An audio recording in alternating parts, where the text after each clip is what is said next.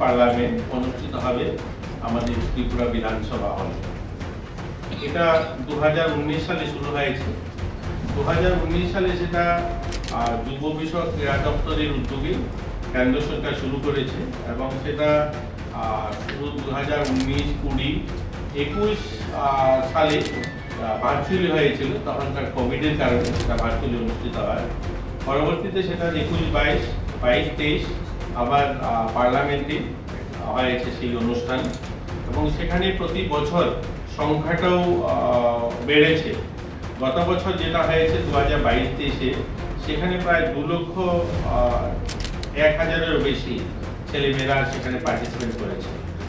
এবার যেটা হবে আমাদের এখানে আমরা 8টা জেলার যুবদেরকে 4টা জায়গায় তাদের কম্পিটিশন হচ্ছে আজকের দিনে।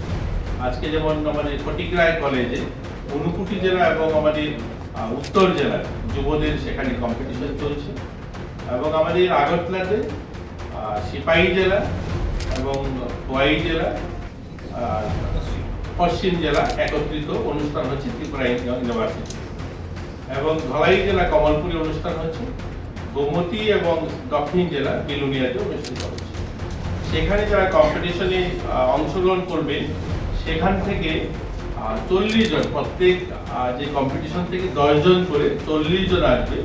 এই 40 জন আমাদের ত্রিপুরা বিধানসভা ভবনে হলে 23 তারিখে সকাল 11টা থেকে এখানে কম্পিটিশন হবে। এখান থেকে 3 জন সিলেকশন হবে। সেখানে আমরা জুরি নির্ধারণ করা হয়েছে, যারা বিচারক মন্ডলীতে থাকবেন মাননীয় কল্যাণী রায়, থাকবেন মন্ত্রী সুশান্ত চৌধুরী মহোদয়, থাকবেন অভিষেক দেবরাজ এবং রামপদ জমানি, ওনারা থাকবেন এবং মাননীয় অধ্যক্ষ মহোদয় থাকবেন। ওনারা যে বিচারকে 3 জন সিলেকশন হবে এবং তারা পার্লামেন্টে যাবেন।